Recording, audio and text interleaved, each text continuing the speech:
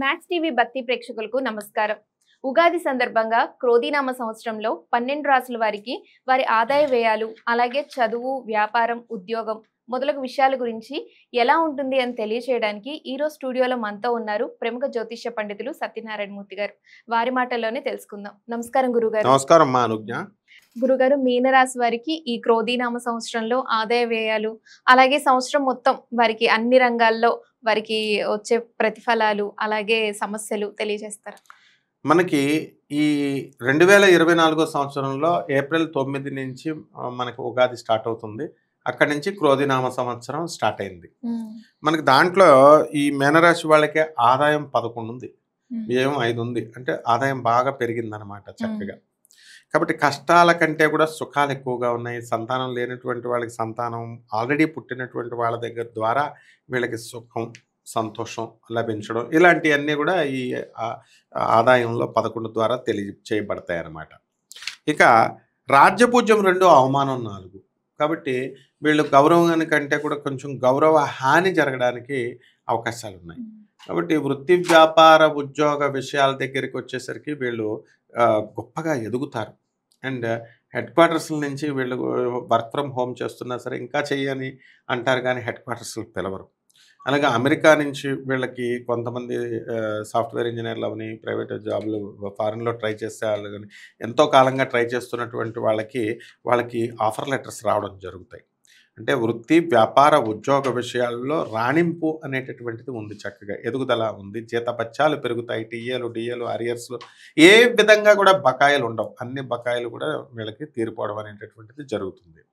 Economic front బాగుంది. ఈ economic front ఎప్పుడైతే బాగుందో అన్నీ కూడా ఇక సుఖాలే సుఖాలు వీళ్ళకి.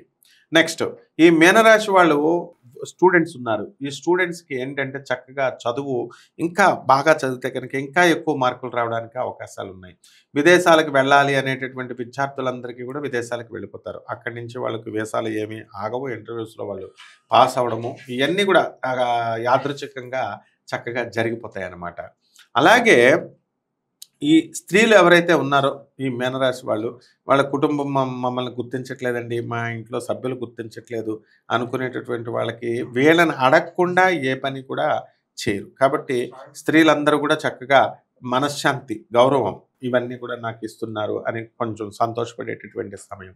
అలాగే ఆడవాళ్ళు ఏంటంటే ఉద్యోగం ఒక చోట, ఈ యొక్క ఇల్లు ఒక చోట, కాబట్టి వీళ్ళు కొంచెం స్ట్రెయిన్గా ఫీల్ అవడానికి అవకాశాలు ఉంటాయి. అవన్నీ కూడా వీళ్ళు కోరుకున్న చోట్లకి ట్రాన్స్ఫర్స్ రావడం అనేటటువంటిది వీళ్ళకి చాలా సంతోషాన్ని కలగజేస్తుంది. వీళ్ళ పిల్లలకి సంబంధించి ఈ కుంభరాశి వాళ్ళకి, మీనరాశి వాళ్ళకి మనకి బ్రహ్మాండంగా ఉంటుంది. వ్యయస్థితిగతుడైనటువంటి శని యొక్క ప్రభావం వలన మాత్రమే నిద్ర లేమి అనేటటువంటిది ఉంటుంది. నిద్ర లేకపోవడం వల్ల వీళ్ళు ఇండైజెషన్ ప్రాబ్లమ్స్, గ్యాస్ట్రిక్ ప్రాబ్లమ్స్ రావడానికి అవకాశాలు ఉంటాయి.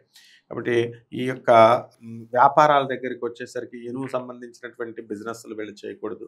అండ్ ఎలక్ట్రానిక్స్, సాఫ్ట్వేర్ రంగాలు, ఉప్పు చేపల వ్యాపారము, పచ్చి చేపల వ్యాపారంతో కూడా బ్రహ్మాండంగా సాధించవచ్చు వీళ్ళు. అలాగే foreign relations, imports and exports బిజినెస్లో లబ్ధి పొందడానికి అవకాశాలు ఉంటాయి. అండ్ వీళ్ళకి చక్కగా ఫారిన్ యూనివర్సిటీస్ నుంచి కూడా వీళ్ళకి ఎడ్యుకేషన్ లోన్స్ ఇవన్నీ కూడా స్టూడెంట్స్కి రావడం ద్వారా వీళ్ళు లబ్ధి పొందుతారు.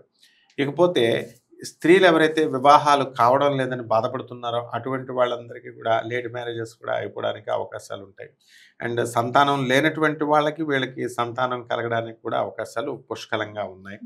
కాబట్టి ఇక సొంత ఇల్లు కొనుక్కోలేదండి అని బాధపడుతున్నటువంటి వాళ్ళందరికీ కూడా వీళ్ళు కొంటారు. ఎందుకంటే ఏలినాటి శని సమయంలో ఇల్లులు ఇచ్చేస్తారు. స్థలాలు లేనటువంటి వాళ్ళు కూడా స్థలాలు కొంటారు. అన్ని విధాలుగా మీనరాశి వాళ్ళకి బాగుంది. సంతానం వల్ల చక్కటి ఆనందాన్ని పొందుతారు. ఇంకా ఈ సంవత్సరంలో మీనరాశి వారు ఎలాంటి పరిహారాలు చేయడం వల్ల మెరుగైన ఫలితాలు వస్తాయి?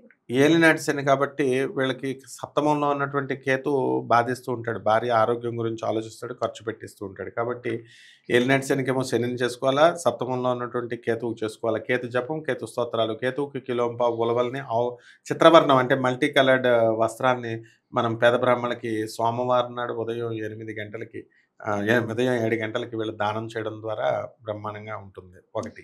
నెంబర్ 2, ఈ శని యొక్క జపం, శని స్తోత్రాలు, శనికి కిలోంపావు నల్ల నువ్వుల్ని, నల్లని వస్త్రాన్ని పేద బ్రాహ్మణులకి దానం చేయడం వల్ల శనివారం నాడు ఉదయం 8 గంటలకి దోషాలు అనేటటువంటివి పోతాయి. ఆంజనేయ స్వామి వారికి, శ్రీ వెంకటేశ్వర స్వామి వారికి కూడా వీళ్ళు చక్కగా చేసుకోవచ్చు. ఇందులో ఏ రెమెడీ ఒకటి పాటించినా కూడా సరిపోతుందమ్మా. ధన్యవాదాలు గురుగారు. ధన్యవాదాలమ్మా.